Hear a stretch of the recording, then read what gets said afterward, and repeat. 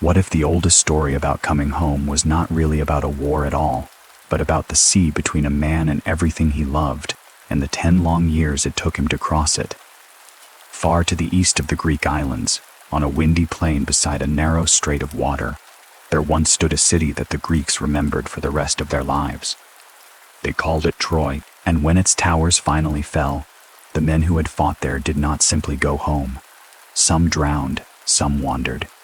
One of them, a clever, restless king from a small rocky island in the west, took so long to return that his son grew from an infant into a young man waiting for a father he could not remember. That king was named Odysseus, and the story of his long way home became one of the first great poems of the Western world.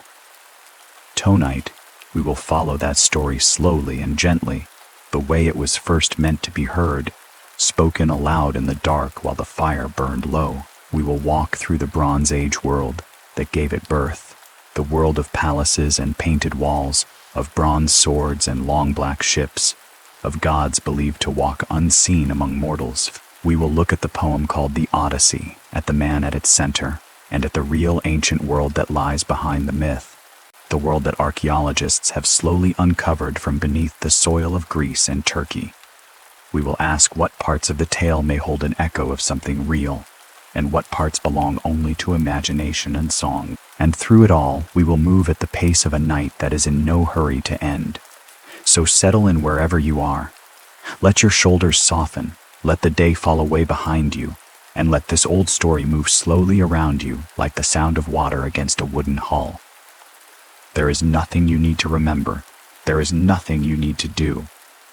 You can simply listen and let the ancient world carry you gently towards sleep. If you find comfort in these quiet journeys through the distant past, you may wish to subscribe and return whenever the night feels long, so that another calm walk through history is always waiting for you here.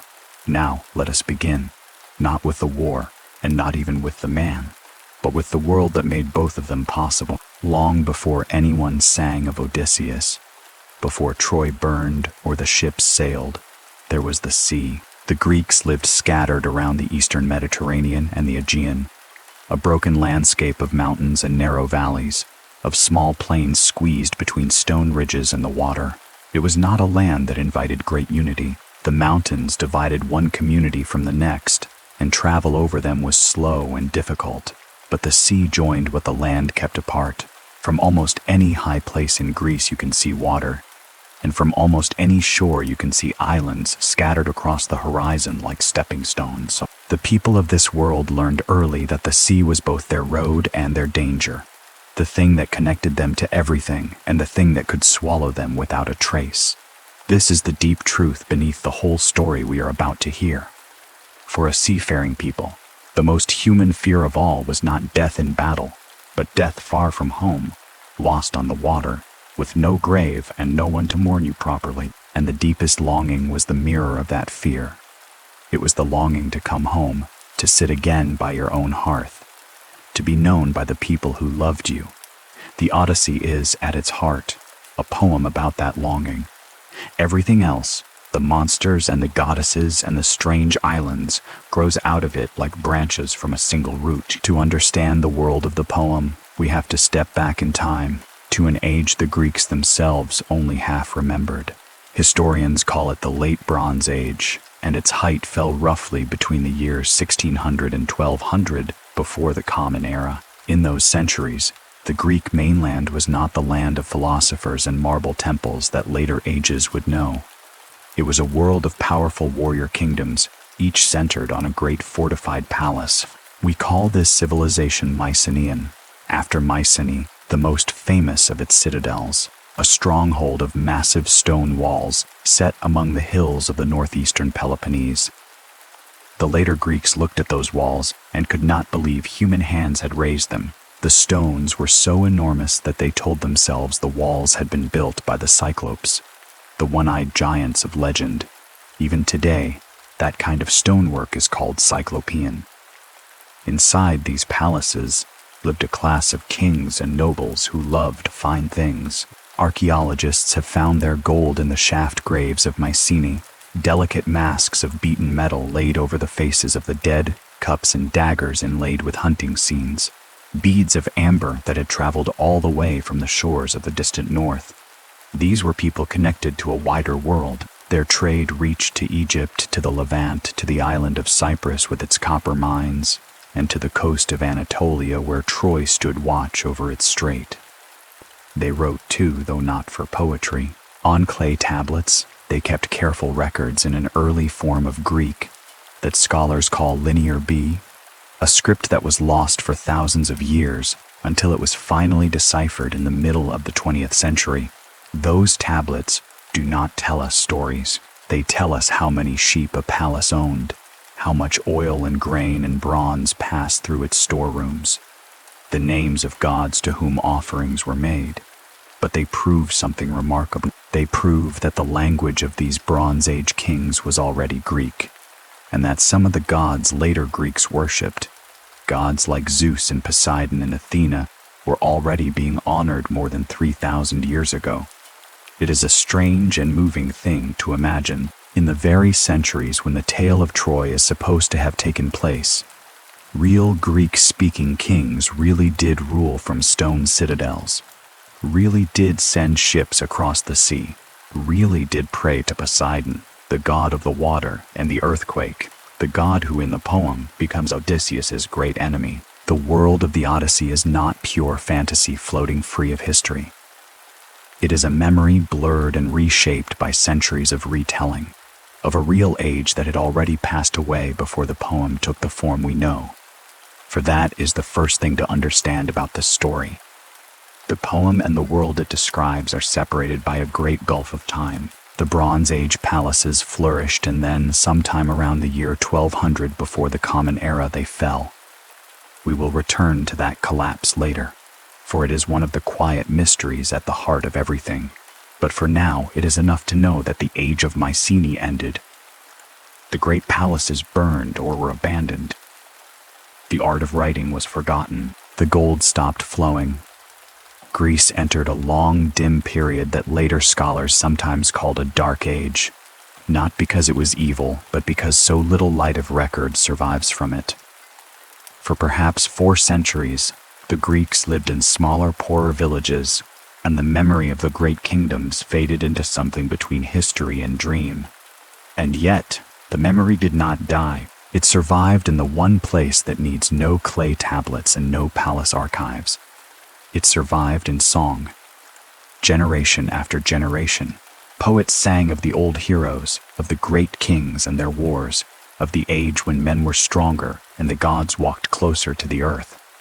These were not poets in the way we might imagine, sitting with pen and paper. They were performers who carried enormous stories in their memories and who recreated them anew each time they sang. They used a special poetic language, full of repeated phrases and familiar rhythms, phrases that helped them hold the vast tale in mind and rebuild it line by line before a listening audience. The wine-dark sea, the rosy-fingered dawn, gray-eyed Athena. These repeated images were not laziness. They were the tools of a craft older than writing itself, the craft of the singer who could hold an entire lost world inside his memory and pour it out again into the firelit dark. Somewhere near the end of that long dim age, perhaps around the 8th century before the Common Era, this tradition of song produced 2 great poems that would outlast everything around them. One was the Iliad, the poem of the wrath of Achilles in a few terrible weeks in the 10th year of the war at Troy. The other was the Odyssey, the poem of the long way home. The Greeks attributed both to a single blind poet named Homer.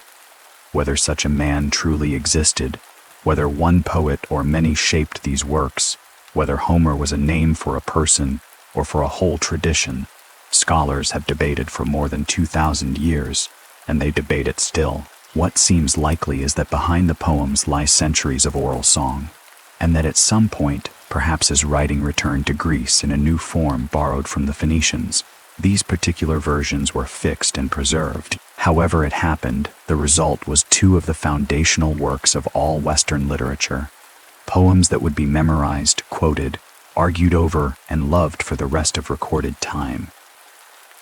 But let us not get ahead of ourselves. The night is long, and the story deserves to be told slowly. Let us return, then, to the man himself. Odysseus was king of Ithaca, a small and rugged island on the western edge of the Greek world, far from the great citadels of Mycenae and Sparta.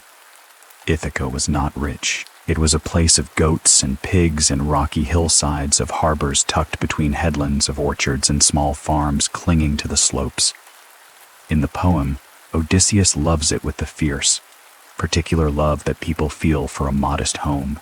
He does not long to return to a palace of gold. He longs to return to a specific island, to a specific bed, to a specific wife and son and aging father, to the smell of his own land and the sight of his own hills rising from the sea. This is part of what has kept the poem alive. Its hero is not driven by greed or glory in the end. He is driven by the wish to go home, which is one of the most universal wishes there is. Before the wandering, before the war, there was an ordinary life. Odysseus had married a woman named Penelope, herself remembered in the tradition as clever and patient and strong. They had a son, Telemachus, still an infant when the summons came. For there was a war gathering, a great expedition of the Greek kings, sailing east against the city of Troy. The reasons, as the later tradition told them, reached back into the world of the gods and into a quarrel over a woman named Helen, whose face, in the famous later phrase, launched 1,000 ships. But we should be careful here, for the causes of the Trojan War as the poems give them are woven thickly with myth, and whatever real conflict may lie behind them is buried deep beneath the layers of story. What matters for the Odyssey is simpler and sadder. Odysseus did not want to go. Later tradition, in stories told outside the main poems, remembered that he tried to avoid the war, that he had a young family and a comfortable kingdom, and no wish to sail across the world to fight over another man's wife. But go he did, as kings in that world were bound to do, joining the other leaders and their black ships and their bronze-clad men. And then he was gone for 20 years, 10 years of war beneath the walls of Troy, and then 10 more years of trying to get home. The Odyssey does not begin at the beginning of that long absence. This is one of the quiet brilliances of the poem, and something worth pausing on. The singer does not start with the fall of Troy and march us forward. Instead, the story opens near the very end of the 20 years, when Odysseus has already been away for almost 2 decades, when most of the other surviving heroes have long since come home, and when he alone remains lost, held far from Ithaca, on a distant island. We begin in a house full of longing and trouble, and only later, through the hero's own telling, do we hear the tale of the wandering years. It is a structure that feels almost modern, a story that circles back on itself, that trusts the listener to hold several threads at once in the gentle dark. And so, the story moves quietly forward, and we find ourselves not on the sea at all, but in the halls of Ithaca, in a house that has waited too long for its master to return. 20 years is a long time to keep a house. In Ithaca, the years had worn heavily on those Odysseus left behind. His father, Laertes, had grown old and withdrawn from the world, living out in the countryside among his vineyards, worn down by grief, no longer willing to sit in the seat of a king. His wife, Penelope, kept the household as best she could, but a kingdom without its king is a fragile thing, and word had spread through the islands that Odysseus was surely dead, lost somewhere on the long road back from Troy. And where there is a throne without a living king, and a queen still in her prime, there gather men who see an opportunity. The poem calls them the suitors. They were young noblemen from Ithaca and the neighboring islands, dozens of them, more than 100 in all by the tale's reckoning, and they had installed themselves in Odysseus's own house. Each of them wished to marry Penelope and so to claim the kingdom. And while they waited for her to choose, they behaved as guests who had forgotten every rule of courtesy. Day after day they feasted in the great hall, slaughtering Odysseus's cattle and pigs and sheep, drinking his wine, wasting the wealth of a house that could not defend itself. This detail is worth dwelling on, because it tells us something true about the values of this old world. In the society the poem describes, hospitality was sacred. To welcome a stranger, to feed him and shelter him and send him on his way with a gift, was one of the highest duties a person could hold, protected by the gods themselves, and to abuse a host's hospitality, to eat a man's substance and court his wife while he might yet be living, was among the deepest offenses imaginable. The crime of the suitors is not simply rudeness. It is a violation of the moral order that held that fragile world together. Penelope, for her part, had grown famous in the tradition for her patience and her cunning qualities that made her a fitting match for her clever husband. Unable to refuse the suitors outright, and unwilling to accept that Odysseus was gone, she bought herself time with a trick that the poem remembers with quiet admiration. She announced that she would choose a new husband only when she had finished weaving a great burial shroud for old Laertes, a proper cloth to honor him when his time came. It was a task no one could rightfully rush, and so by day she wove at the loom, and every night, by torchlight, she secretly unraveled the work her hands had done. For 3 years the shroud was never finished, growing by day and shrinking by night, until at last one of her serving women betrayed the secret, and the suitors caught her at her nightly undoing. Even then she found ways to delay, but time was running out, and the household was being eaten alive. Into this troubled house, the poem introduces the young man Telemachus. He had been an infant when his father sailed, and now he was on the edge of manhood, old enough to feel the shame of his powerless position, and young enough to have no memory of the father he was supposed to defend. This is a quietly heartbreaking thing at the center of the story. Telemachus has grown up in the shadow of a hero he never knew, hearing all his life about the great Odysseus, watching strangers devour his inheritance, unable to do anything about it. He does not even know for certain whether his father lives or died. There is a loneliness in that, the loneliness of a son shaped entirely by an absence. The poem does something unexpected and beautiful with its first movements. Before it ever turns to Odysseus himself, it follows Telemachus. The goddess Athena, who favors the family for the sake of the father's cleverness, comes to the young man in disguise and stirs him to action. She encourages him to stand up before the assembled men of Ithaca, to challenge the suitors, and then to sail out into the wider world in search of news of his father. And so this uncertain young man who has never left his island sets out on a small journey of his own, visiting the courts of the older heroes who came home safely from Troy. He goes to sandy Pylos to sit with the aged and gracious King Nestor, and then onward to Sparta, to the household of Menelaus and Helen, the very woman whose story had set the whole war in motion, now living again as a queen in her own hall. These visits are among the gentlest and most human passages in the whole poem, and they are worth lingering over on a quiet night. In them we see the world of the returned heroes, men who did make it home, growing old among their families and their memories. We see the customs of hospitality practiced as they were meant to be, the washing of the guests' feet, the offering of food before any questions are asked, the exchange of stories long into the evening. We hear these older men speak of Troy and of the friends who did not return, and we hear them speak of Odysseus with affection and worry, wondering aloud where he might be. Through their eyes, the great war becomes not a triumph, but a shared sorrow, a thing that took the best years and often the lives of a whole generation of men, and left even the survivors marked by loss.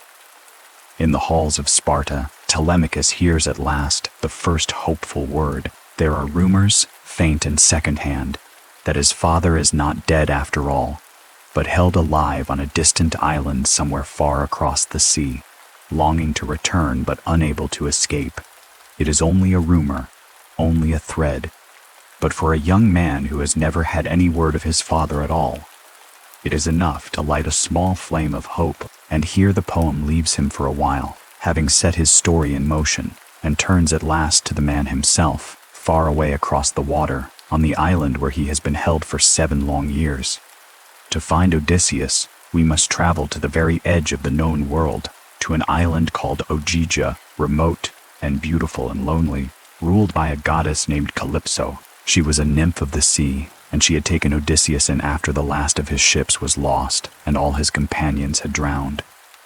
For 7 years she had kept him there, for she loved him and wished to make him her husband, and she offered him something almost beyond imagining, She offered him immortality. She promised that if he stayed with her, he would never grow old and never die, that he would live forever in beauty and comfort on her sheltered island at the edge of the world. And here the poem places one of its deepest and quietest questions, a question worth turning over slowly in the dark. Odysseus refuses, offered eternal life with a goddess on a paradise island. He chooses instead the long, uncertain road back to a small rocky kingdom, to a wife who has grown older, to the ordinary mortal life that ends in death. The poem shows him sitting on the shore of Calypso's island, gazing out over the water toward home, weeping. By day he sits and grieves and looks toward the sea. Only at night, unwilling, does he share the goddess's cave. He has beauty and safety and the promise of never dying, and he would trade it all in a moment to see the smoke rising from the chimneys of his own poor island once again. There is something profoundly human in this choice, something that has spoken to listeners for nearly 3,000 years. Odysseus does not want to be a god. He wants to be a man in his own place, among his own people, living the full and finite span of a human life. The immortality that Calypso offers would be, in a sense, a kind of death, a life outside of time, cut off from everything that gives a mortal life its meaning, its home, its family, its memory, even its ending. To choose home over eternity, to choose the mortal and the particular over the divine and the endless, is one of the great quiet statements at the center of this whole story. It tells us that the poem values above all things the ordinary human world, with all its impermanence, over any paradise that would take that world away. At last the gods take pity on him.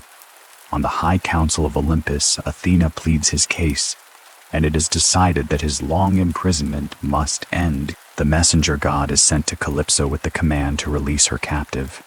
She grieves, for she loves him, but she obeys the will of the greater gods, and she even helps him, giving him tools to build a raft of timber and provisioning him with food and wine and clothing for the journey. And so Odysseus, after 7 years, builds himself a small craft with his own hands and sets out alone across the open sea, steering by the stars that Calypso teaches him to follow, keeping the great constellation of the Bear on his left hand as he sails eastward toward home. For a little while the sea is kind, and then it is not.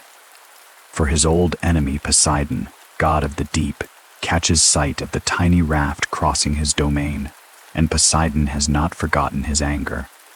We should pause here to understand that anger, for it drives the whole ordeal of the wandering years. Poseidon's hatred of Odysseus is not without cause, and the reason for it reaches back into the tales of the long journey that the hero will later tell. But at its root lies one of the strange and terrible encounters of the voyage, an encounter with a monstrous son of the sea god in a cave on a distant shore. We will come to that story in its proper place, told in the hero's own voice, for that is how the poem gives it to us.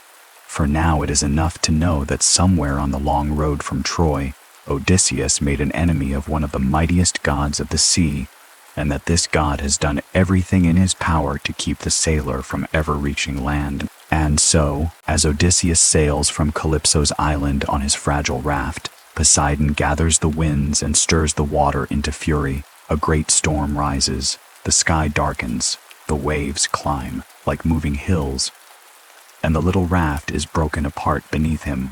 Odysseus is thrown into the sea, and for 2 days and 2 nights he is tossed on the water, clinging to a spar of wood, half drowned, his strength failing, so far from any shore that death seems certain. This is the sailor's oldest nightmare made real, the fear of dying alone on the open water with no land in sight and no one to know. A sea goddess takes pity on him and gives him a magical veil to keep him afloat, and Athena calms the worst of the winds. And at the very edge of his endurance, when his knees are giving way and his heart is failing, he catches sight of land at last. The land is a country called Syria, home to a people called the Phaeacians, and reaching its shore is its own ordeal, for the coast is rocky and the surf is violent, and twice the sea nearly dashes him against the cliffs before he finds the calm mouth of a river and drags himself, naked and salt-crusted and utterly spent, onto the sand. He crawls into a thicket, covers himself with fallen leaves for warmth, and sinks into the deep sleep of a man who has come to the very end of his strength. And there we might leave him for a moment, resting on the shore of a strange land. The sea that nearly killed him now murmuring quietly beyond the trees. It is worth staying with this image for a while, because it holds so much of what the poem understands about the human condition. Here is a great king, a famous hero, the sacker of Troy, reduced to a naked castaway sleeping under leaves like an animal, having lost his ships, his men, his wealth, and nearly his life. Everything that marked him as important has been stripped away by the sea. He is simply a person now, alone and exhausted, and far from home, kept alive by nothing but his own stubborn will to survive, and the mercy of a few kindly powers. The poem does not flinch from showing its hero brought so low, and perhaps that is part of why it has lasted, because it knows that even the greatest lives pass through moments of complete helplessness. Moments when all we can do is sleep, and trust that the morning will bring something better.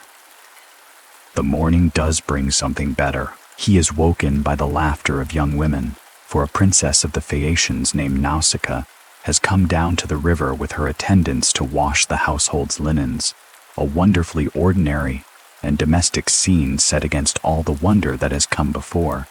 This detail is one of the small treasures of the poem. Amid gods and storms and monsters, here is a princess doing the laundry, playing ball with her maids on the riverbank, while the clean clothes dry in the sun. Odysseus, ragged and frightening in appearance, emerges from the thicket, and the young women scatter in fear.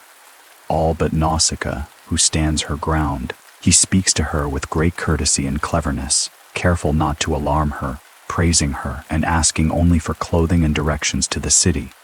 And she, moved by his plight and by the dignity in his ruined state, gives him what he needs and guides him toward her father's palace. And so we come to the court of the Phaeacians, and to one of the most important moments in the whole structure of the poem, though it is a quiet one, for it is here, welcomed as a guest in the gleaming palace of King Alcinous and Queen Ate, fed and clothed and honored before his name is even known, that Odysseus will finally tell his story. The Phaeacians are a people beloved of the gods, expert sailors who live in peace and plenty at the edge of the world, and their hospitality is generous and warm.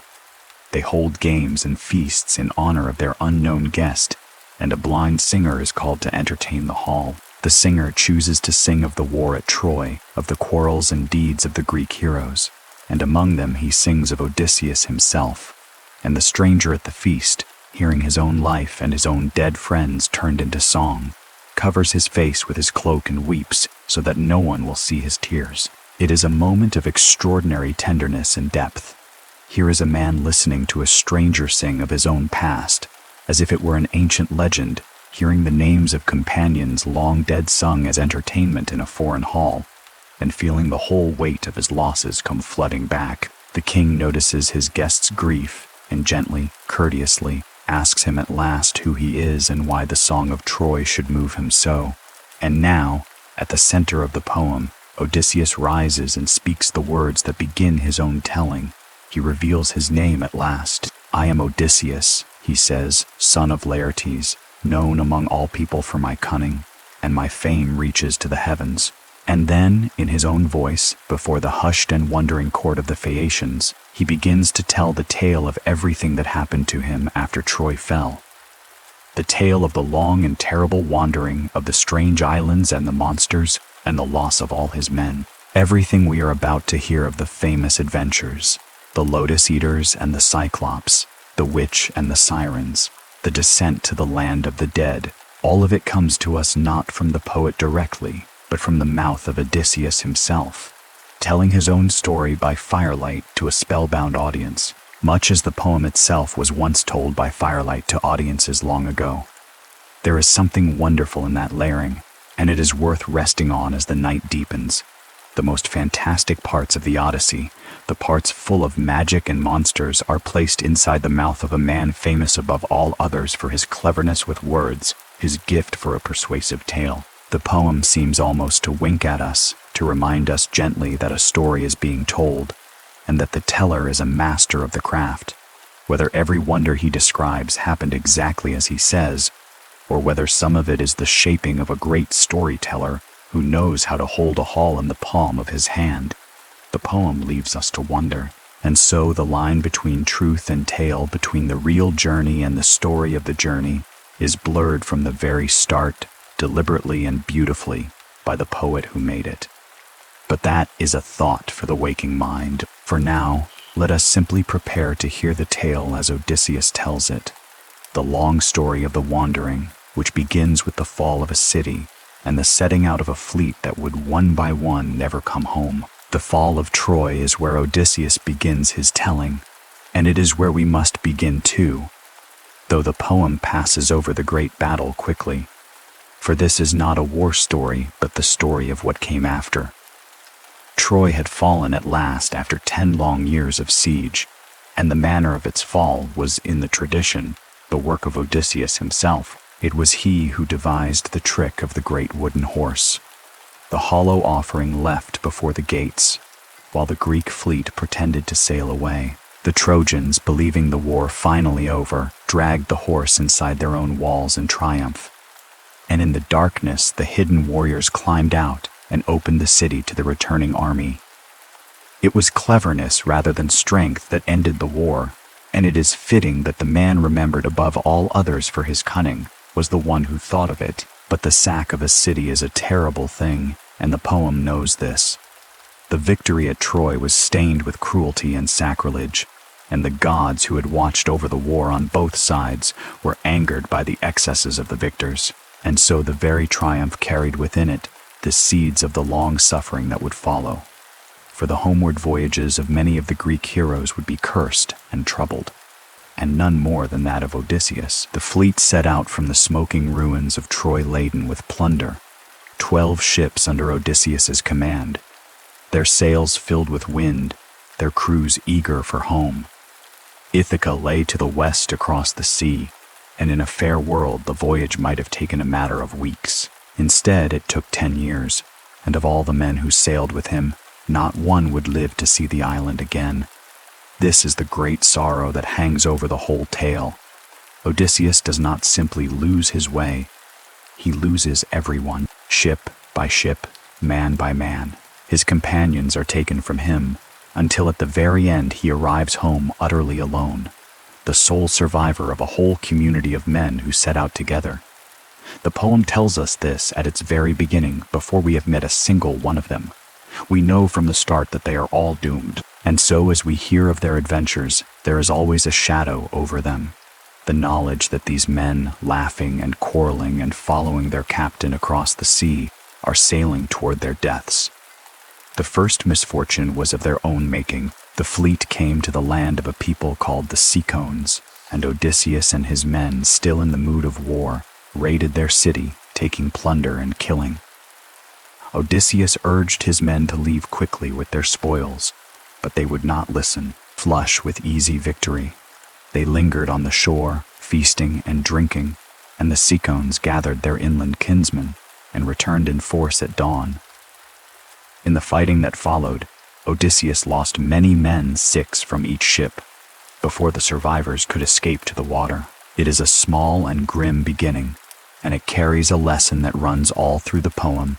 Again and again, disaster comes not from the malice of the gods alone, but from the recklessness and appetite of men, from their inability to know when they have enough and to restrain themselves. The wisdom of Odysseus is always in tension with the folly of his crew, and it is often their folly that dooms them. After the Sirens came a great storm that drove the fleet off course for days, and when it cleared, they had passed beyond the edges of the known world into a stranger and more dangerous country, a realm of wonders and horrors where the ordinary rules no longer held. Here, the geography of the poem becomes dreamlike, and scholars have argued for centuries about whether any of these places correspond to real locations somewhere in the Mediterranean or beyond.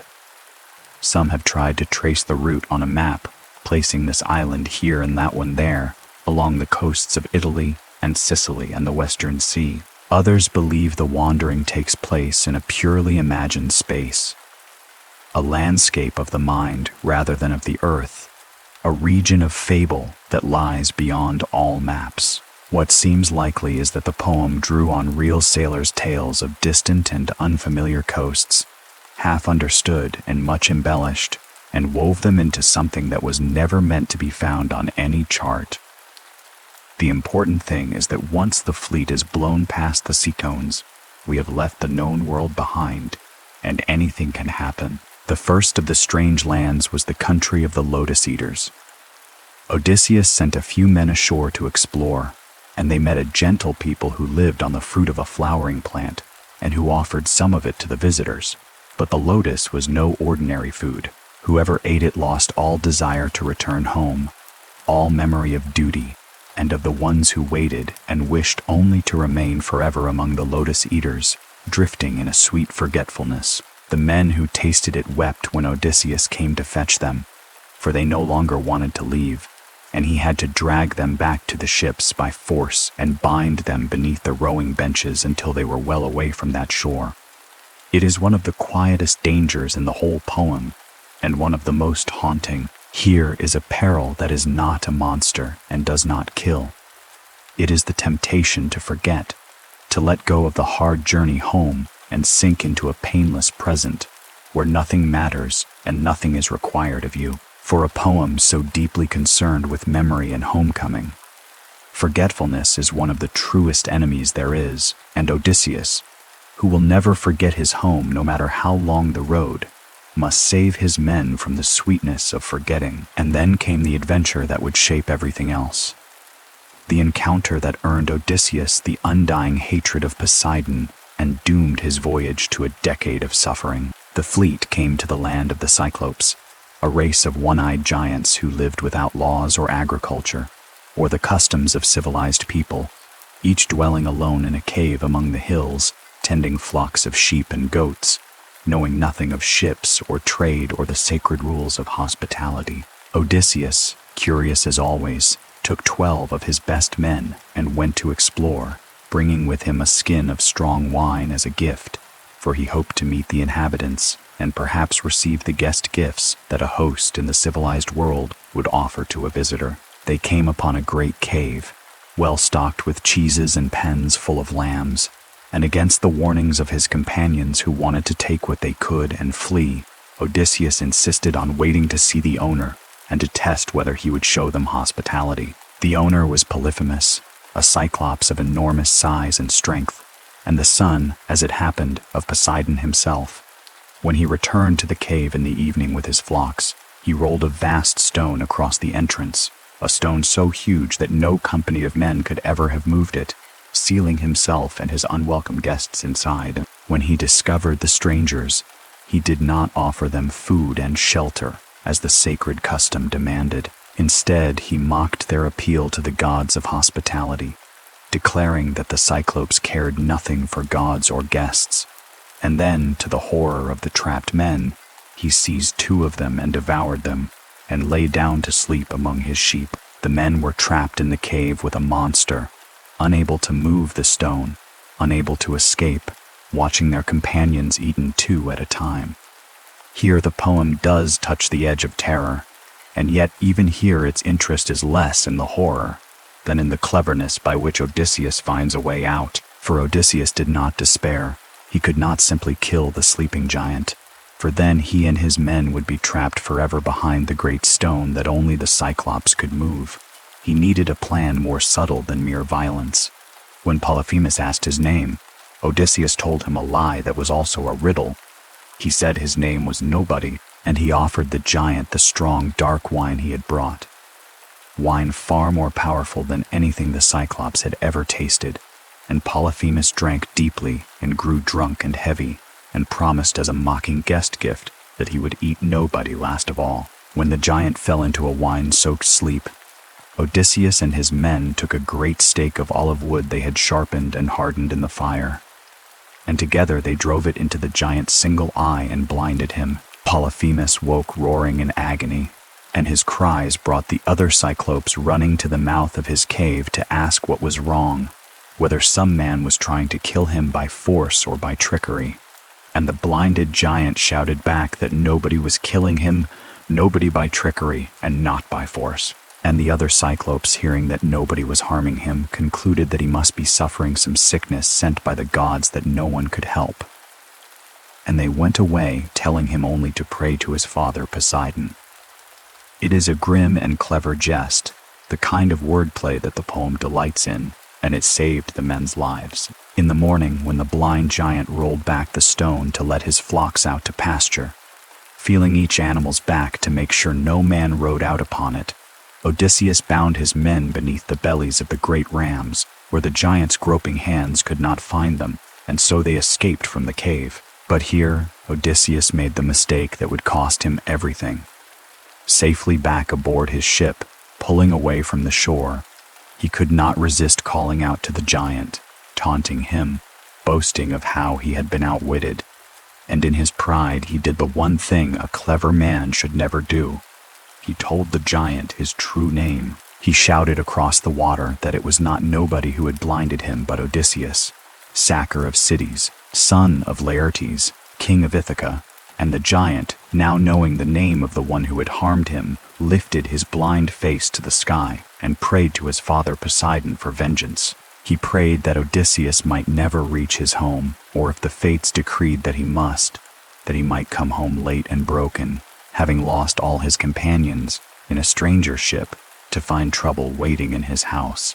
And Poseidon heard the prayer of his son, and granted it. There is a deep and quiet truth in this moment, and it is worth pausing over in the stillness of the night. Odysseus had won by his cleverness, by his ability to be nobody, to disguise himself, to work by patience and cunning rather than by force. And then, in a single moment of pride, he threw it away by insisting on being known, by demanding that his name be attached to his triumph. The very thing that makes him a hero, the fame and the reputation that a warrior of that world lived and died for, becomes here the source of his undoing. His need to be recognized, to have his name known, brings down upon him the wrath of a god and 10 years of suffering. The poem seems to understand something about the double edge of pride, about how the hunger for glory can destroy the very homecoming it hopes to make glorious. And every prophecy of the giant's curse comes true. Odysseus will indeed come home late alone, in a borrowed ship, to find his house full of trouble. The whole shape of the poem is contained in that angry prayer shouted across the water. And so the fleet sailed on, carrying now an invisible burden, the anger of the sea god who ruled the very element they had to cross to reach home. They came next to the floating island of Aeolus, the keeper of the winds, who received them kindly and gave Odysseus a marvelous gift, a great bag in which all the contrary winds were bound tight, so that only the gentle west wind remained free to carry the ships home. For 9 days they sailed with fair winds, and on the 10th day they came so close to Ithaca that they could see the fires burning on its shores and the men tending them. Home was within sight, and then, worn out by the long watch, for he had not slept in all those days, guarding the precious bag himself, Odysseus fell asleep, and his men, who had watched him hoard this bag and wondered what treasure it held, decided in his sleep that it must be full of gold and silver, that their captain meant to keep for himself. And so, out of greed and suspicion, they opened it. The winds burst free all at once, and a great tempest rose and drove the ships all the way back across the sea, away from the very shores of home, back to the island of Aeolus. And this time the windkeeper turned them away, declaring that a man so clearly hated by the gods could not be helped, and that he would not defy the divine will by aiding him again. It is one of the most quietly devastating moments in the whole voyage, to come within sight of home, to see the very fires of Ithaca, and then to be flung all the way back by the folly of his own men, is a cruelty almost harder to bear than any monster. And once again the fault lies not with the gods alone, but with human weakness, with the greed and mistrust of the crew who could not simply trust their captain and let him bring them home. The wandering grew grimmer after that. The fleet came to the land of the Lastrygonians, a people of giant cannibals, and here Odysseus lost almost everything. 11 of his 12 ships had sailed into the sheltered harbor of that land, and the giants gathering on the cliffs above hurled down great boulders that smashed the ships and their crews and speared the struggling men in the water like fish. Only Odysseus's own ship, which he had prudently moored outside the harbor mouth, escaped. In a single terrible morning, 11 ships and all their men were gone. From a fleet of 12, only one ship remained, and Odysseus and its crew fled across the sea in grief and terror, the sole survivors of the disaster. The poem does not dwell on the horror. It moves past it with a kind of stunned brevity, as if the loss were too great to describe, but we feel the weight of it. The community that set out from Troy is being steadily destroyed, and there is nothing anyone can do to stop it. The single surviving ship came at last to another island, and this one held a different kind of danger. It was the home of the enchantress Circe, a goddess and a worker of magic, who lived in a fine stone house in a forest clearing surrounded by wolves and lions that were strangely tame, for they were men she had transformed by her spells. Odysseus sent half his remaining men to explore, and Circe welcomed them into her house and set before them food and wine. But the wine was mixed with a drug, and when they had drunk it, she touched them with her wand and turned them into swine, and drove them squealing into her pigsties, though their minds remained human and aware inside their animal bodies. Only one man, who had stayed outside in fear and watched what happened, escaped to bring the terrible news back to the ship. Odysseus set out alone to rescue his men, and on the way he was met by the messenger god Hermes, who took the form of a young man and gave him aid, a herb that would protect him against Circe's magic, a plant with a black root and a milk-white flower that the gods called moly, and that mortal hands could not easily pull from the earth. Protected by this herb, Odysseus went to Circe's house and drank her drugged wine, and when she touched him with her wand and commanded him to join the swine, nothing happened. Astonished that any man could resist her magic, and recognizing at last the hero whose coming had been foretold to her, Circe yielded. She restored his men to human form, and she received Odysseus and his crew into her house as honored guests. And there, on her island, they stayed for a full year, feasting and resting, recovering from all they had suffered. That year on Circe's island is one of the poem's quiet pauses, a place of rest in the midst of the long ordeal, and it reminds us of something we might easily forget amid all the monsters and the danger, that the men were exhausted, that they had been at war for 10 years and wandering for who knows how long, that they were far from home and grieving for their many dead companions, and that even heroes need to stop and rest and be cared for. But the year of rest could not last forever. At length the men grew restless and reminded Odysseus of home, and he went to Circe and asked her to help them on their way. And Circe told him something strange and frightening.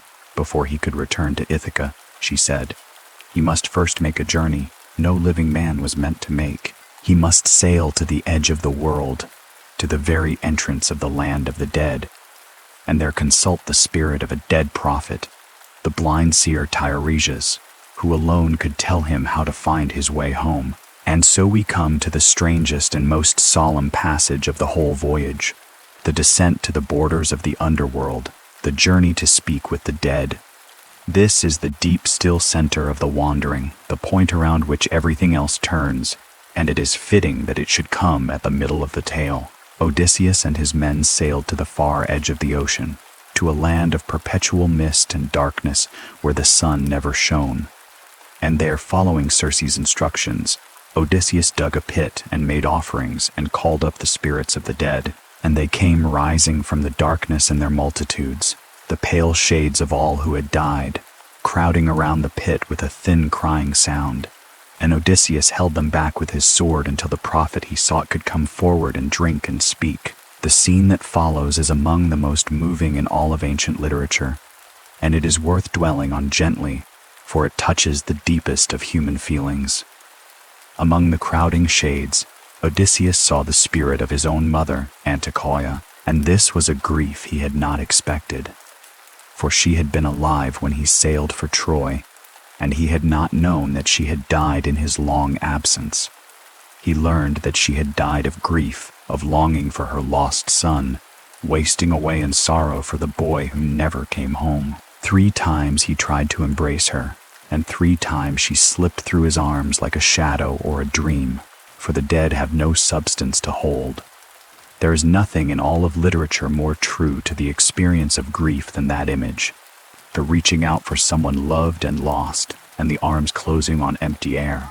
It is a moment that anyone who has lost a beloved person will recognize in their bones, and it is remarkable that a poem nearly 3,000 years old should capture it so exactly. The blind prophet Tiresias came forward and drank the offering and spoke his prophecy, warning Odysseus of the dangers still ahead, and telling him that he might yet reach home if he and his men could restrain themselves at a certain island and leave untouched the cattle they would find there. And then Odysseus lingered, speaking with the shades of the dead, and among them came the spirits of the great heroes he had known at Troy, men who had survived the war only to die since, and men who had fallen there.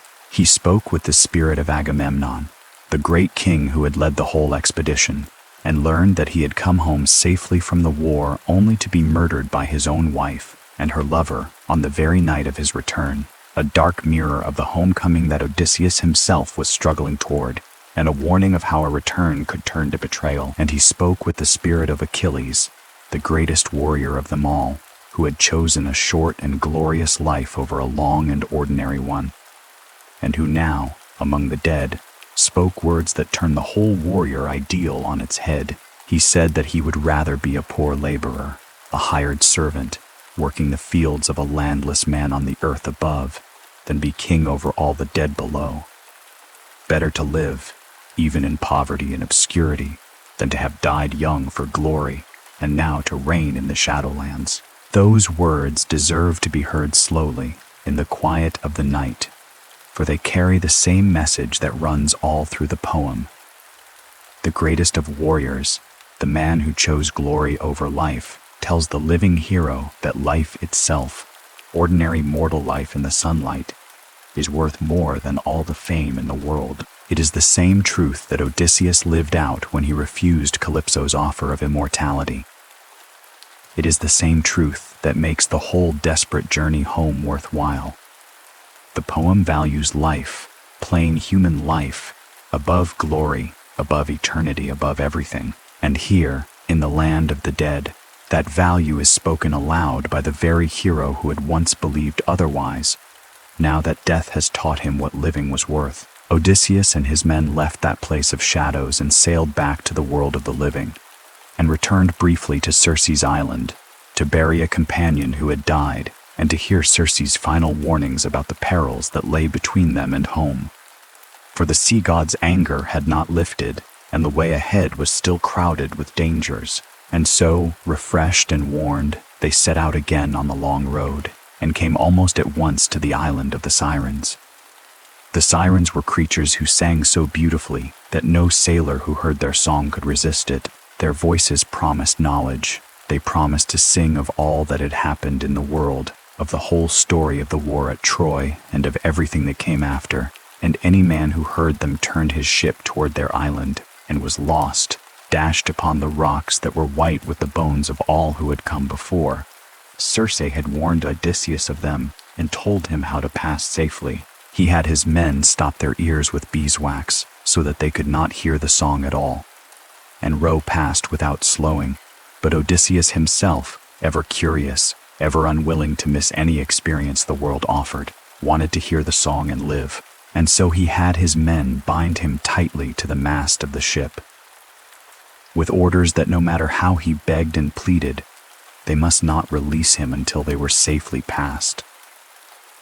And so they rowed past the island, and Odysseus heard the song, and the Sirens sang to him by name, praising him, promising him wisdom, promising to tell him everything.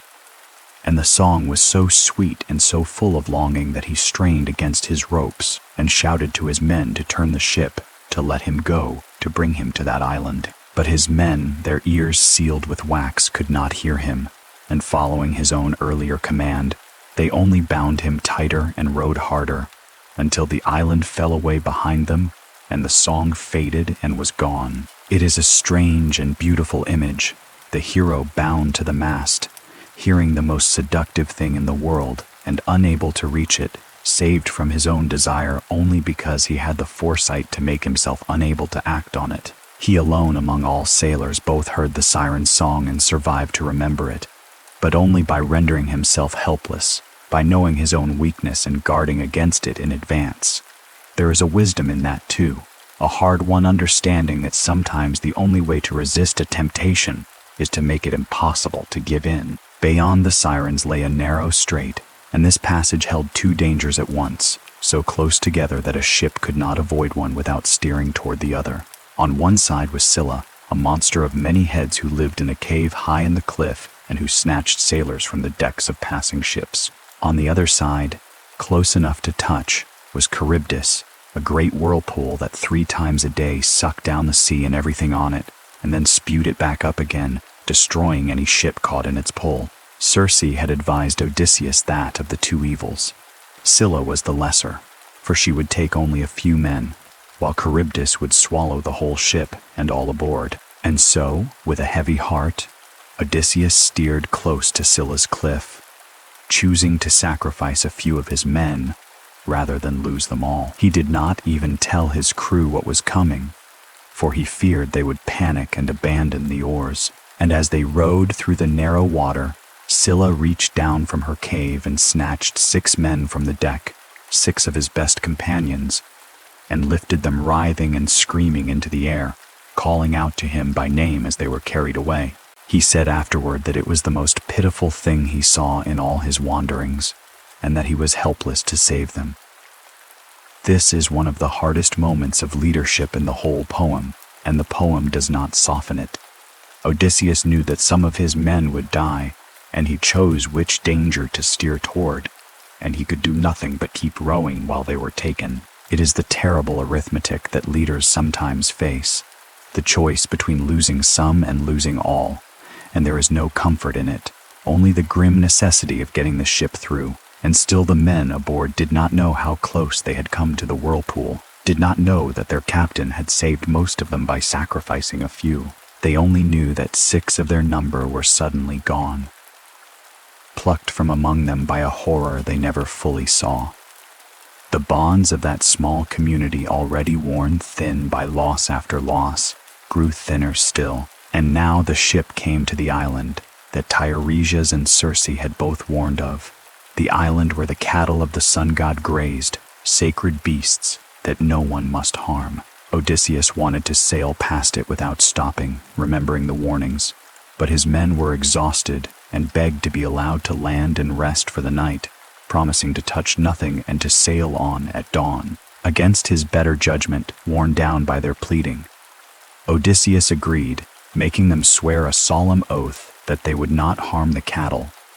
But then the winds turned against them and would not let them leave, and they were trapped on the island for a month, and their provisions ran out, and they grew hungry. And while Odysseus was away praying to the gods, his men, driven by hunger and persuaded by one among them that even death was better than starving, broke their oath and slaughtered some of the sacred cattle and feasted on them. When Odysseus returned and saw what they had done, he was filled with dread, for he knew that the gods would not let such a thing go unpunished, and they did not. When at last the wind allowed the ship to leave and they sailed out onto the open sea, the sky darkened and a great storm rose, and a bolt of lightning struck the ship and shattered it, and every one of the men was thrown into the sea and drowned. Every one, that is, except Odysseus himself, who had eaten none of the forbidden cattle, and who alone was spared. He clung to a piece of wreckage, and the storm carried him for 9 days across the empty sea,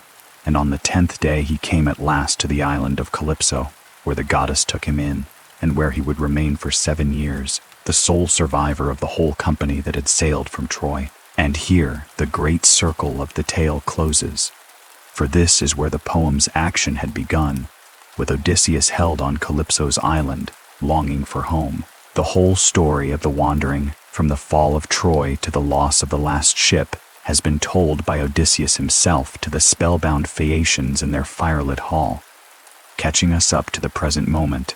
All his men are dead now, the 12 ships are gone, the plunder of Troy is scattered on the seafloor, And Odysseus, who set out as the leader of a proud company, is now utterly alone, a single man far from home, kept alive by nothing but his own endurance and the slow mercy of the gods.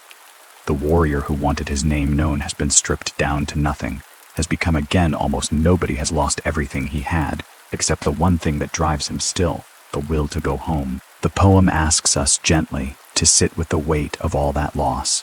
So many men, each with a home somewhere, each with people waiting, all gone beneath the water, some through the malice of monsters, but many through their own folly, their greed, their weakness, their inability to wait and trust and restrain themselves. The Odyssey is often remembered as a tale of adventure, and so it is, but underneath the adventures runs a current of deep sorrow, a meditation on how hard it is to come home, on how many are lost along the way, on how the journey costs everything even when it succeeds. Odysseus will reach Ithaca in the end, but he will reach it alone, having outlived everyone who set out with him, carrying the memory of all those deaths. When Odysseus finished his tale in the hall of the Phaeacians, the whole company sat in silence, held in the spell of the story, and then the king, moved by all he had heard, promised to give his guest safe passage home at last. The Phaeacians were the finest sailors in the world, and their ships were said to need no steering, to know the way to any harbor of their own accord. They loaded the ship with rich gifts, gold and bronze and fine cloth, more treasure than Odysseus had brought home from Troy. And at nightfall they set out across the sea toward Ithaca, and Odysseus, worn out at last by all his years of striving, lay down on the deck of the ship and fell into a deep and peaceful sleep, the sweetest sleep he had known in 20 years, a sleep so deep it was almost like death, as the ship carried him swiftly and silently over the dark water toward the home he had longed for through all his wandering. And while he slept, the shore of Ithaca drew nearer through the night, the rocky familiar shore he had not seen in 20 years, waiting for him quietly in the dark. The ship of the Phaeacians came to Ithaca in the dark hour before dawn, when the morning star rises to announce the coming light. The sailors, finding their sleeping passenger too deep in slumber to wake, lifted him gently, still wrapped in his blankets, and carried him ashore, laying him down upon the sand near the head of a quiet harbor. And beside him they set all the treasure they had given him, the gold and the bronze and the woven cloth, stacked carefully at the roots of an olive tree where no passing traveler would find and steal it. And then they returned to their ship and sailed away, leaving Odysseus alone on the shore of his own island, still asleep, not yet knowing that he had come home at last. We should pause here, for this is a strange and quietly wonderful moment. After 20 years, after 10 years of war and 10 of wandering, after the loss of all his men and all his ships, Odysseus arrives home not in triumph, not with fanfare, but asleep, carried like a child, set down on the sand in the dark. There is no crowd to greet him. There is no herald to announce him. There is only the empty shore, the murmur of the sea, and the treasure stacked beneath the olive tree. And when he wakes, he does not even recognize where he is, for the goddess Athena has wrapped the land in a mist to conceal it, so that he can plan in secret. He wakes on a shore he does not know, in a country he cannot recognize. And for a moment he believes the Phaeacians have betrayed him and abandoned him in some strange foreign land. And he grieves and rages at his fortune. It is a strange irony that he should stand at last upon the very soil he has crossed the world to reach, and not know it, and mourn as if he were still lost. Then Athena came to him, disguised as a young shepherd, and when he had told her a false story about himself, as was his careful habit, she revealed herself and laughed with affection at his endless cunning, for she loved him precisely because he was so like her, so clever, so quick with a shaped and useful lie. And she lifted the mist from the land, and Odysseus saw and knew at last that he was truly home. The poem describes how he knelt and kissed the earth of his own country, the giver of grain, overcome with joy to be standing on Ithaca once more. It is a small and human gesture, a man kissing the ground of his homeland, and it holds all the longing of the whole poem in a single act. This was what he had refused immortality for. This was what he had endured everything to reach. Not glory, not treasure, But this particular earth, this rocky western island, his own poor and beloved home. But the danger was not past. In many ways it was only beginning, for Ithaca was not the peaceful home he had left. His house was full of the suitors, more than 100 armed and arrogant men who had spent years devouring his wealth and pressing his wife to marry one of them. If he simply walked openly into his own hall and declared himself, they would kill him, for they were many, and he was one, and they had no wish to see the true king return and put an end to their feasting. And so Athena and Odysseus made a plan, and it was a plan built entirely on disguise and patience, on the qualities that had always defined him. Athena transformed his appearance, aging him, dressing him in rags, making him look like an old and ragged beggar, so that no one would recognize the king beneath the disguise. And in this form he would enter his own house as a stranger, watch and learn and test the loyalty of those within, and choose his moment carefully. The man who had spent 10 years fighting his way home would not throw everything away with haste at the very end. He would wait and watch and strike only when the time was right. The long final movement of the poem, the return to Ithaca and the reckoning with the suitors, unfolds slowly and with great tenderness. And it is here that the poem becomes, above all, a story about home and family and recognition, about the deep bonds between people who have been separated for too long. And it begins not with the wife or the son, but with a humble swineherd, a servant, the first person Odysseus meets on his own land. His name was Eumaeus, and he kept the pigs in a rough steading in the hills far from the palace. And he was one of the poorest and most ordinary figures in the whole poem, and one of the most beloved. Odysseus in his beggar's disguise came to the swineherd's hut, and Eumaeus welcomed him with the full generosity of the sacred hospitality that the suitors had so utterly abandoned. Though he was poor, though the stranger was in rags, Eumaeus took him in, gave him the best food he had, spread a bed for him, and spoke to him with kindness and respect, saying that all strangers and beggars come from the gods, and that even a small gift given with a good heart is precious. And he spoke, not knowing to whom he spoke, of his lost master Odysseus, whom he still mourned and hoped for after all these years, of how he grieved for the king who had gone to Troy and never returned, of how loyal he remained to a household that the world believed was finished. There is something quietly beautiful in this, that the poem should place such loyalty and such generosity in the humblest of its characters, in a swineherd rather than a lord. The suitors, the noblemen, the men of rank, had trampled every law of hospitality and honor, but the poor swineherd who had nothing kept faith perfectly. He honored the stranger, he mourned his master, he tended what was left of the household with devotion. The poem seems to say that true nobility is not a matter of birth or wealth, but of the heart, of how one treats the stranger and the weak, of loyalty kept through long and hopeless years. And Odysseus, sitting in rags in the hut of his own servant, hearing this good man grieve for him and speak of him with love, must have felt something break open in his chest, though he gave no sign, and kept his disguise, and waited. Meanwhile, Telemachus, the son, was returning from his own journey to the mainland, sailing home to Ithaca, having heard the rumor that his father might still be alive. Athena guided him safely past an ambush that the suitors had laid for him at sea, for they had decided that the young man was becoming dangerous and had resolved to kill him before he could grow into a threat. And when Telemachus landed, Athena directed him to the swineherd's hut, so that father and son, separated for 20 years, should meet first in that humble place, away from the eyes of the palace.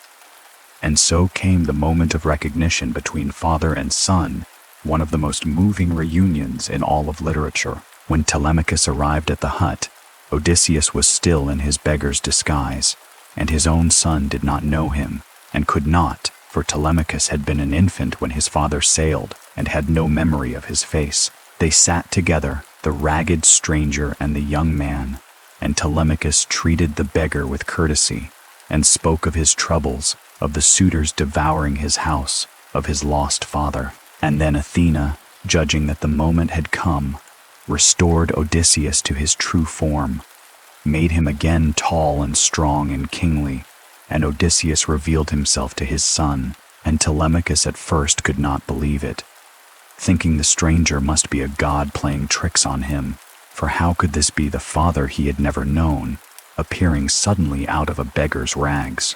But Odysseus wept and told him that he was indeed his father come home at last after 20 years. And the two of them embraced and wept together, holding each other and crying aloud in their grief and joy. The poem describes their weeping with a startling image. It says they cried more piteously than birds, than eagles or vultures, whose young have been stolen from the nest before they could fly. It is a strange comparison and a heartbreaking one, for it captures the wildness of a grief and joy so long held back. The sound of two people crying for all the years they lost, for the childhood the father never saw, for the father the son never knew, for the 20 years that could never be given back to them. This is the true homecoming, deeper than the kissing of the earth. This is a father and a son finding each other across the gulf of 2 decades, and the poem lets them weep and does not rush them, and understands that some reunions are as much sorrow as joy, because they are also a reckoning with everything the separation cost. Then father and son made their plan together. Odysseus would return to his beggar's disguise and enter the palace as a stranger, so that he could see for himself how things stood, who was loyal and who was not, and choose his moment. Telemachus would go ahead and tell no one, not even his mother, that his father had returned. It was a plan that required enormous restraint, for it meant that Odysseus would have to walk into his own home in rags, be insulted and abused by the men who had stolen his household, and see his faithful wife grieving, all without revealing himself. And it meant that Telemachus would have to keep the greatest secret of his life, to stand beside his father and pretend not to know him.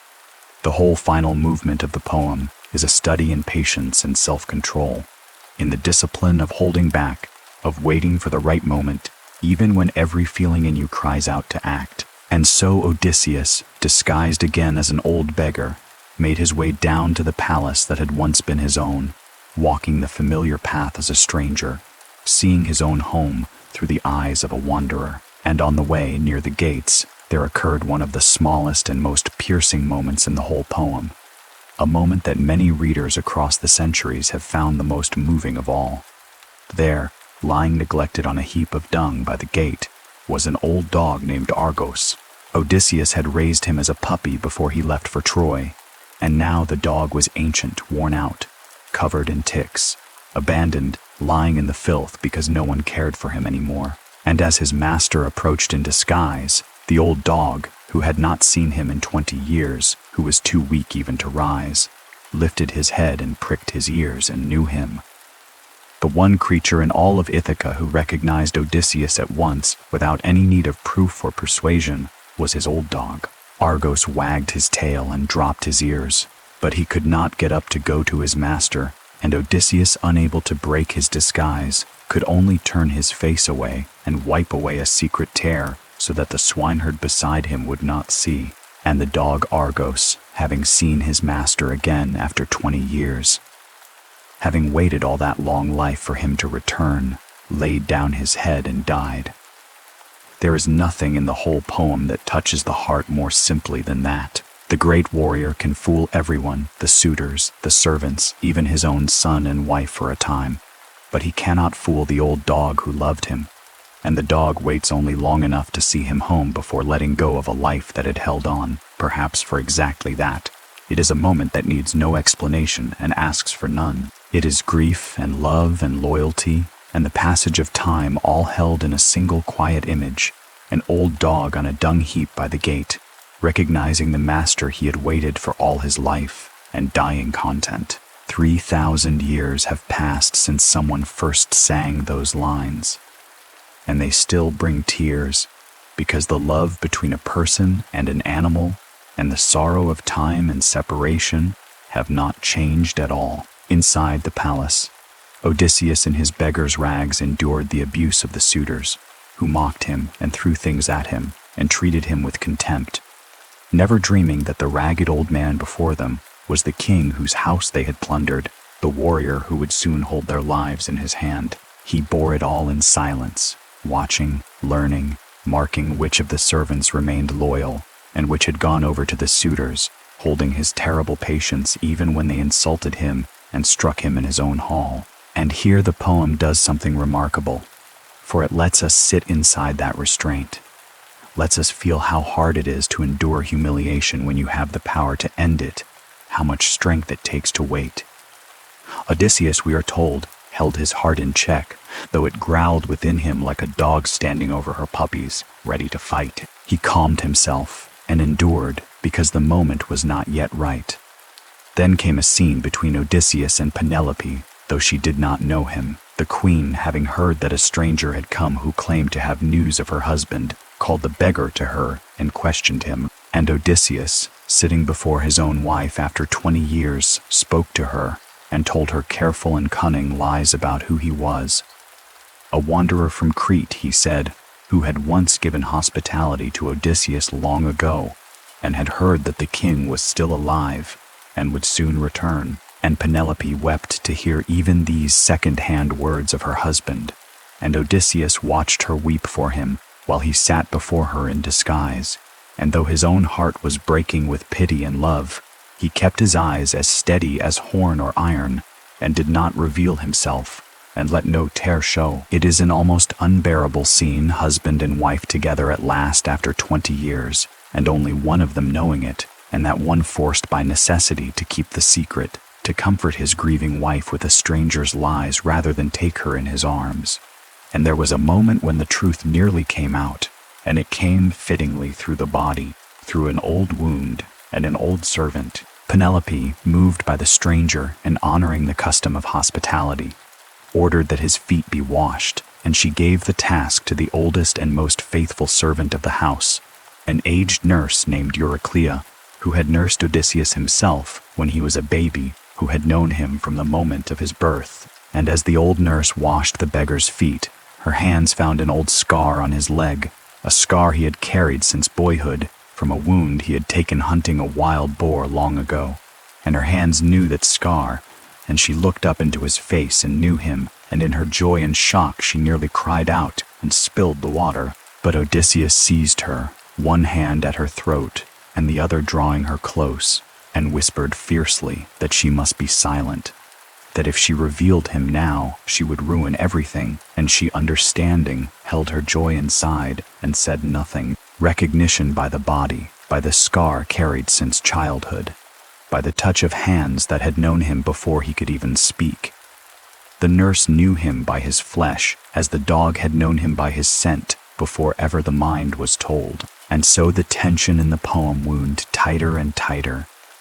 The true king moving in disguise through his own house, recognized by his son, his old dog, his old nurse, but still hidden from the suitors and from his wife, waiting for the moment to reveal himself and set his household right. And it was Penelope herself, all unknowing, who set the stage for that moment, for she had at last decided, after years of delay, that she could hold off the suitors no longer, and she announced that she would hold a contest, and that she would marry whichever of the suitors could accomplish a feat that only her lost husband had ever managed. She brought out the great bow of Odysseus, a mighty weapon that he had left behind when he sailed for Troy, a bow so powerful that few men could even string it.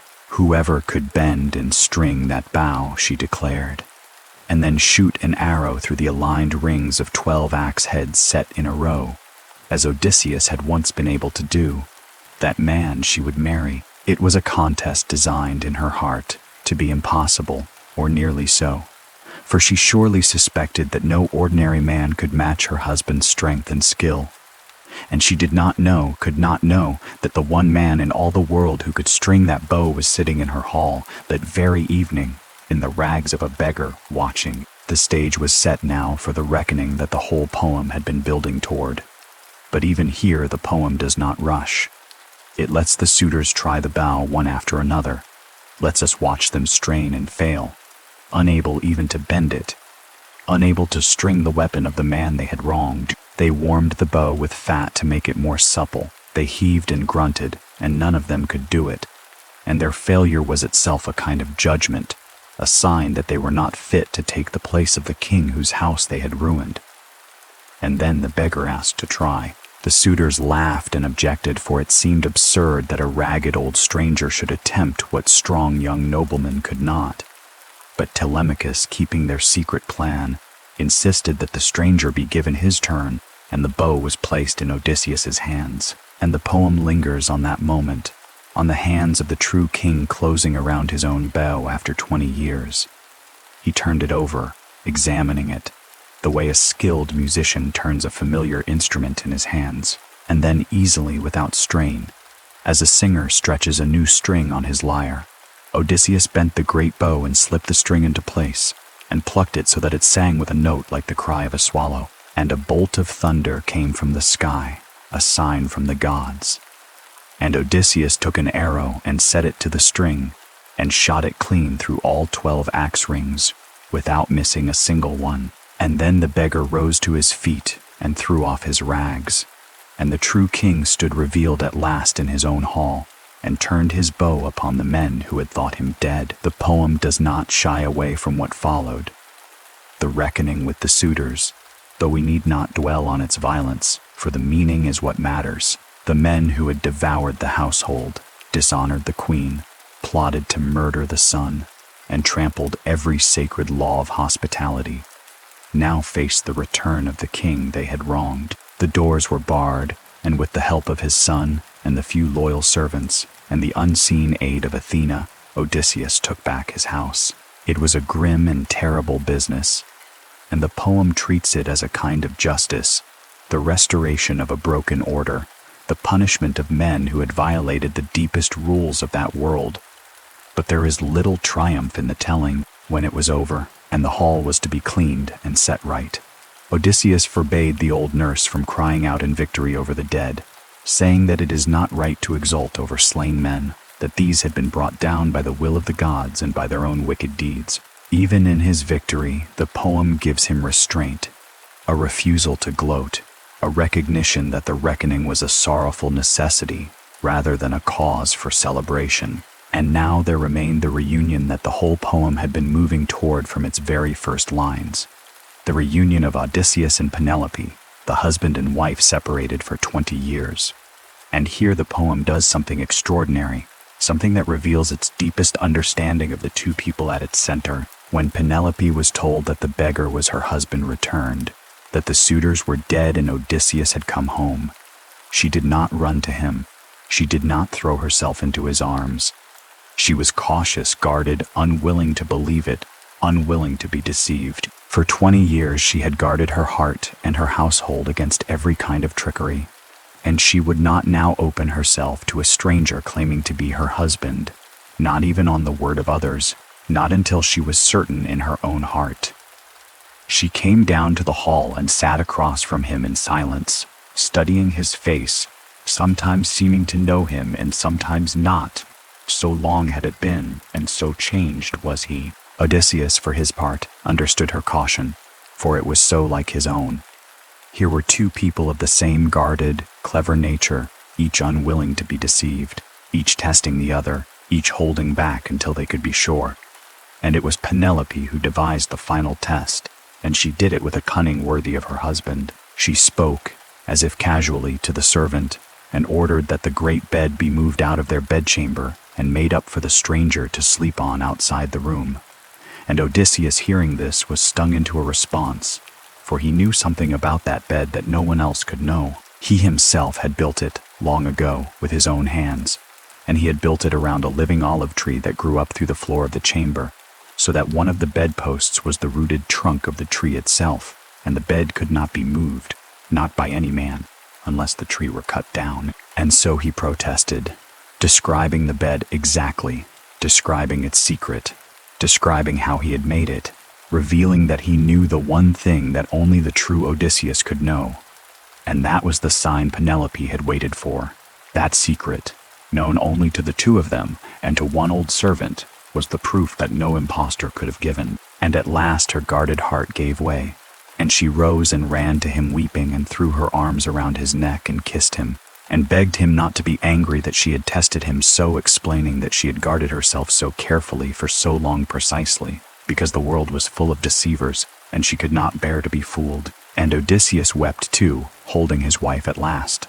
And the poem says that the sight of her was as welcome to him as the sight of land is to sailors who have been shipwrecked and are swimming for their lives, when at last they feel the solid earth beneath their feet. It is a beautiful image, and a fitting one for this poem of the sea, that the reunion with his wife should feel like reaching land after a shipwreck. For that is what the whole poem has been, a shipwrecked man swimming home. And here at last is the shore. The bed rooted in the living tree is one of the great symbols of the whole poem. And it deserves a moment of quiet thought.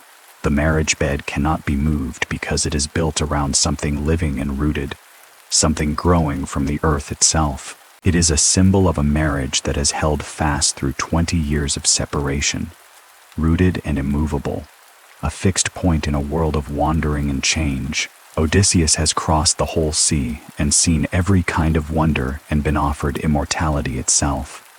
And what he has come home to is this: a bed built around a tree, a marriage that could not be moved, a wife as clever and faithful and guarded as himself. Everything in the poem has been in motion, ships and storms and monsters and the restless sea. And here at the center of the home is something that does not move, cannot move, is rooted in the living earth. That is what he came home for. That is what he chose over the endless, painless life the goddess offered. This rooted, mortal, particular love. That night, reunited at last, Odysseus and Penelope lay together in the bed that could not be moved, and they talked long into the darkness, each telling the other everything that had happened in the 20 years apart.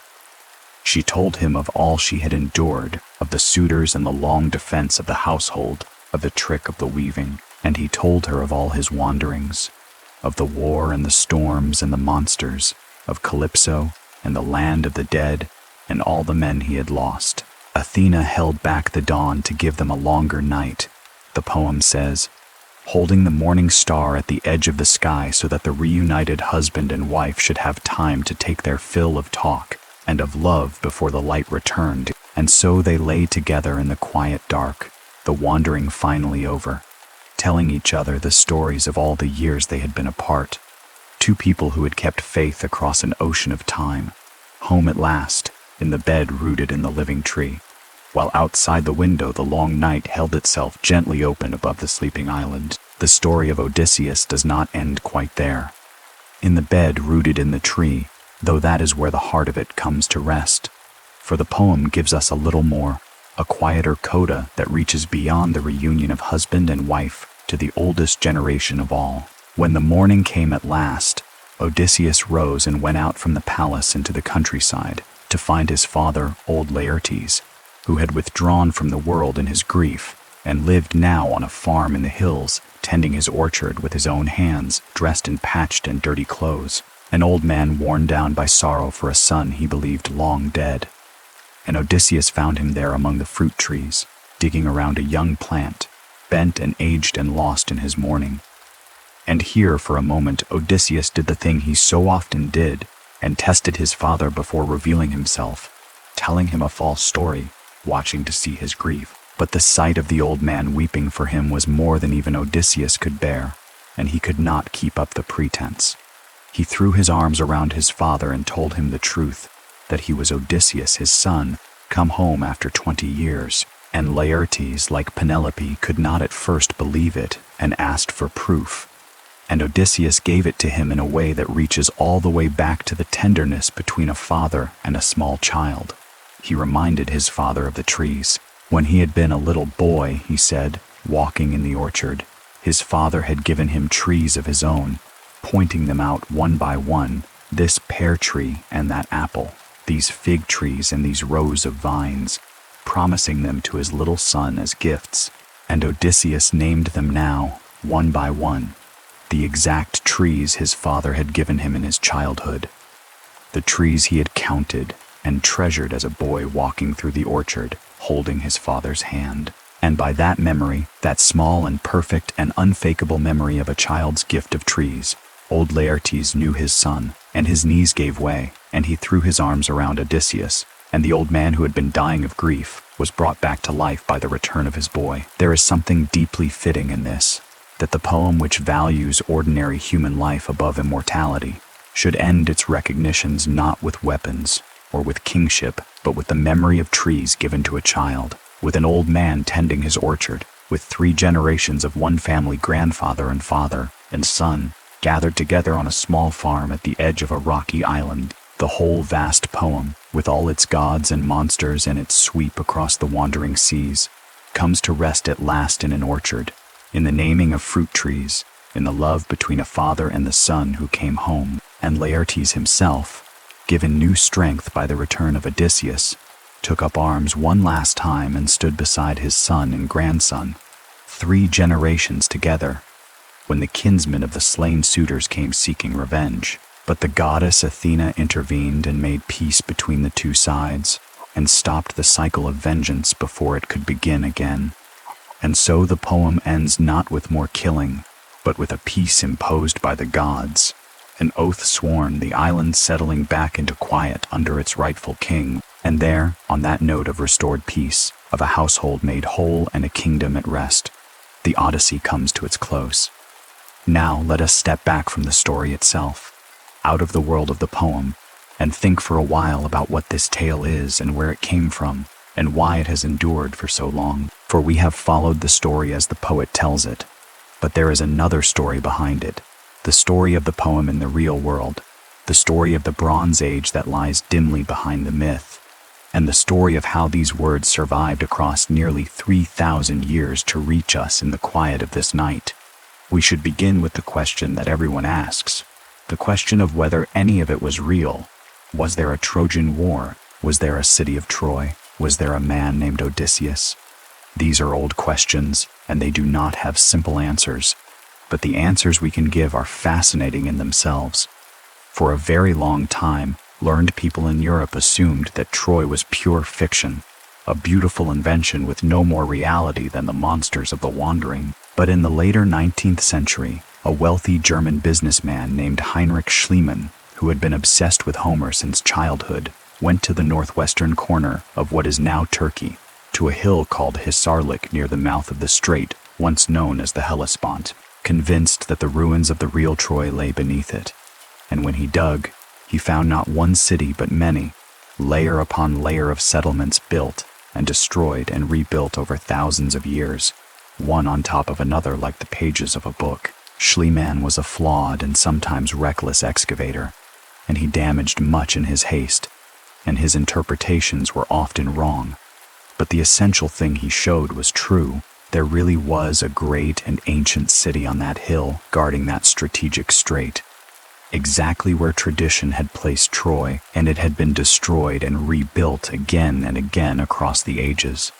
Later and more careful archaeologists continued the work through the 20th century and beyond, and they have refined our picture enormously. They have found that one of the layers of the city, a level that flourished in the late Bronze Age around the time the war is supposed to have taken place, was a substantial fortified town, and that it suffered destruction, though whether by war, by earthquake, by fire, or by some combination, the evidence does not clearly say. They have found, too, that the Hittites, the great empire that ruled much of Anatolia in the Bronze Age, kept records that mention a city in that region whose name may correspond to the Greek name for Troy, and that mention a Western people who may be the Greeks. What seems likely, though it remains debated, is that there really was a prosperous city where tradition placed Troy, that it really did fall in the Bronze Age, and that some memory of conflict between the Greek world and the peoples of the Anatolian coast survived in song across the centuries, and was woven over generations into the great story of the Trojan War. But we cannot say that the war happened as the poems describe it, with these particular heroes and these particular events. The gap between any real historical event and the poem is far too great, filled with centuries of retelling and imagining. The poem is not history, it is memory transformed into art. And what of Odysseus himself, and his island of Ithaca, and his long voyage home? Here we are, on even less certain ground. There is a real island in the Ionian Sea called Ithaca to this day, off the western coast of Greece, and it has long been identified with the home of Odysseus.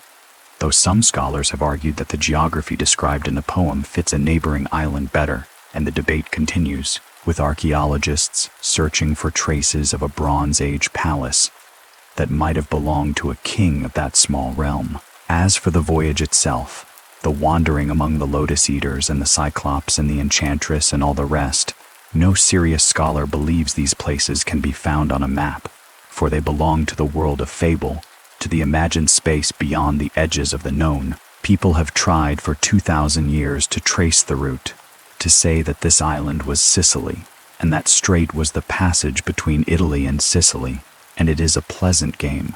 But it is a game, for the poet was not drawing a chart. He was drawing a picture of the soul's long journey home through every kind of danger and temptation, and no compass will find the island of Calypso. But this leads us to something deeper and more important than the question of what was literally real, and it is worth dwelling on in the stillness of the night. The power of the Odyssey does not depend on whether Odysseus existed. Its truth is not the truth of history, but the truth of human experience. And that truth is as real and as lasting as anything in the records of kings.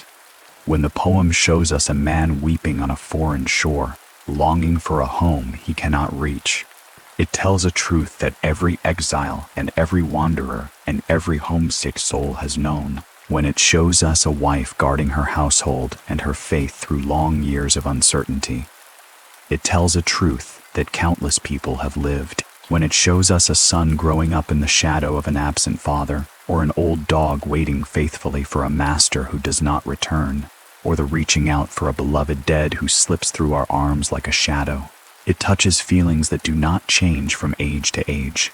The poem is real in the way that all great art is real. It tells us true things about what it is to be a human being, to love, to lose, to endure, to come home.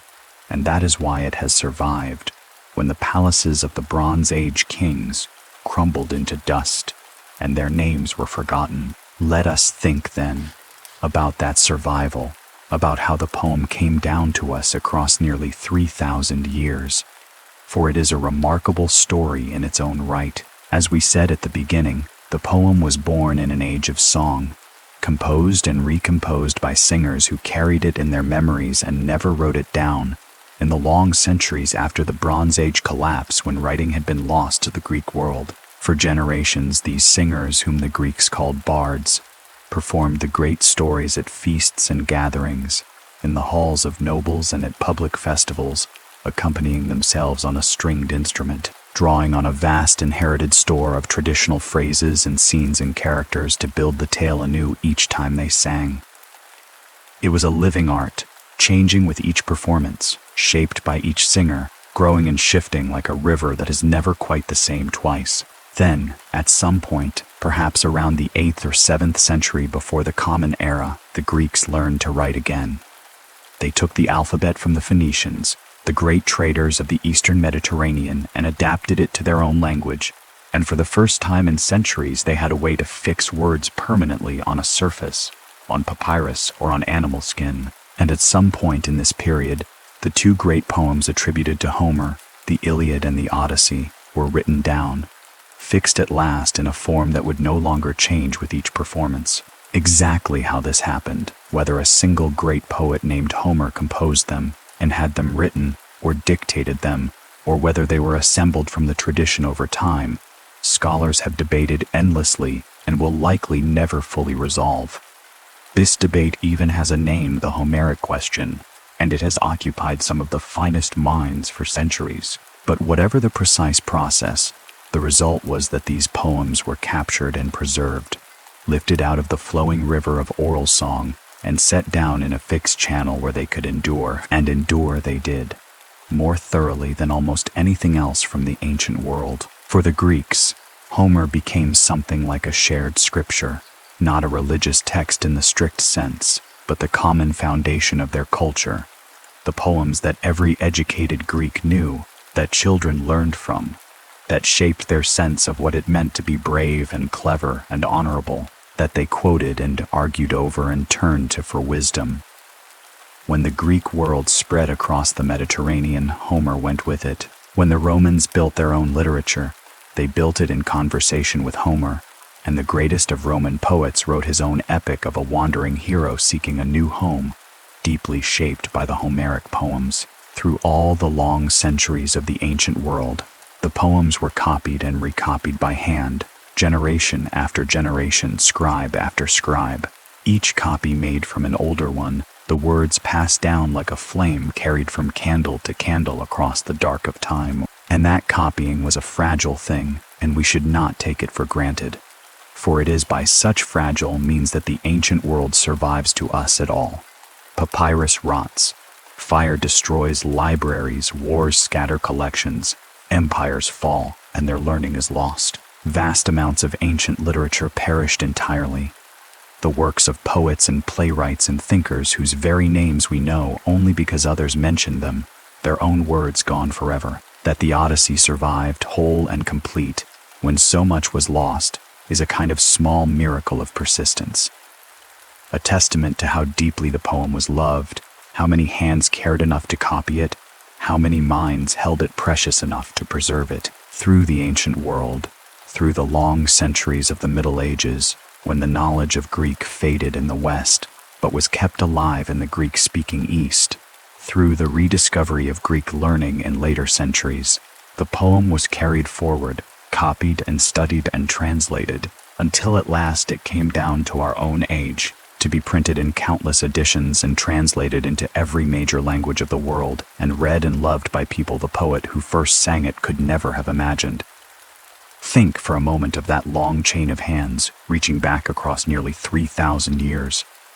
A singer in the dim centuries after Troy fell, holding the story in his memory, singing it in a firelit hall. A scribe writing it down for the first time on papyrus.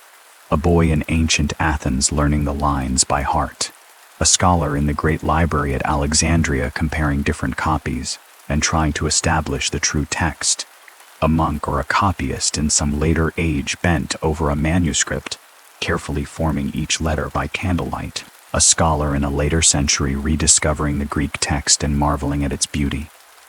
A translator laboring to carry the poem into a new language.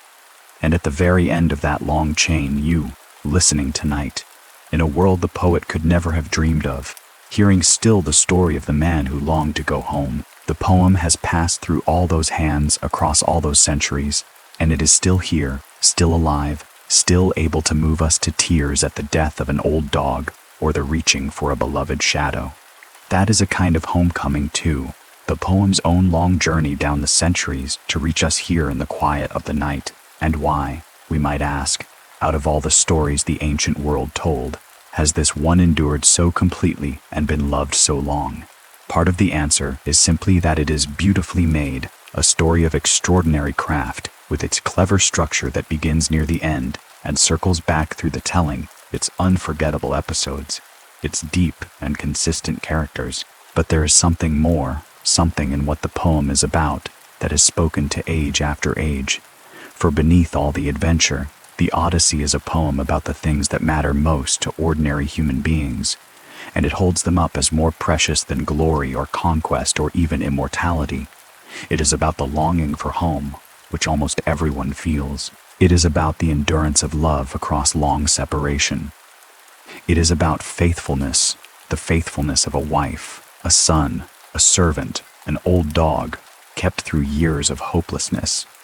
It is about the journey of a life, with all its dangers and temptations and losses, and the deep human wish to come at last to a place of rest among the people who know and love us. And it is, in a quiet way, about growing older and coming home to what matters. The young Odysseus who went to Troy was a warrior hungry for glory, and it was that hunger, that need to have his name known, that shouted his name to the blinded giant and brought down 10 years of suffering upon him. But the Odysseus who comes home at the end has learned something. He has learned to be nobody, to hide his name, to work by patience rather than pride. He has been offered immortality and refused it, choosing mortal life and mortal love instead. He has been to the land of the dead and heard the greatest of warriors say that a poor man's life in the sunlight is worth more than kingship among the dead. And he has come home at last, not to a palace of gold, but to an orchard, to a bed rooted in a living tree, to an old father and a faithful wife, and a son he is only beginning to know. The whole arc of the poem is a movement away from the hunger for glory and toward the love of ordinary life, away from the restless sea and toward the rooted tree, away from the wish to be famous and toward the wish simply to be home. And that, perhaps more than anything, is why it endures, because it tells us gently and across 3,000 years that the things we long for in our own quiet hearts, home and love and rest, and the people who know us, are the things most worth longing for, worth more than all the glory in the world. There is one more thing to say, and it is about the strange kinship between this ancient poem and the very act of listening to it in the dark, drifting toward sleep. For the Odyssey was made to be heard, not read.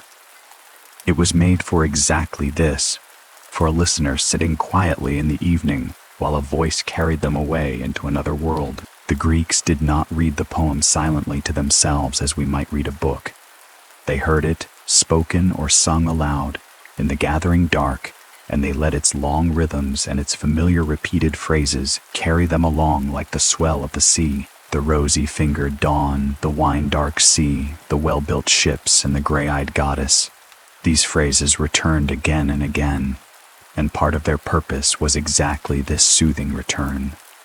This rhythm of the familiar that let the listener sink into the flow of the story and be carried by it. In listening tonight, letting the words move slowly around you in the dark, you are doing something very old, something the poem was made for, joining a company of listeners that stretches back nearly 3,000 years, all of them sitting in the evening, all of them letting the voice carry them out onto the wine-dark sea and safely home again. And so we come to the close of our long journey, and it seems right to end where the poem itself finds its rest, not on the open sea among the monsters and the storms, but at home, in the quiet, in the dark. Somewhere far away and long ago, on a small rocky island in the western sea, a king came home at last after 20 years, and lay down in a bed rooted in a living tree, beside a wife who had waited for him through all that time, in a house made whole again, on an island settling back into peace under the stars.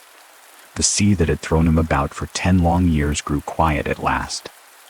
The wandering was over, the ships were gone, and the men were gone, and all the wonders and the terrors of the long road were now only stories to be told in the safety of home, only words carried on a voice in the evening dark.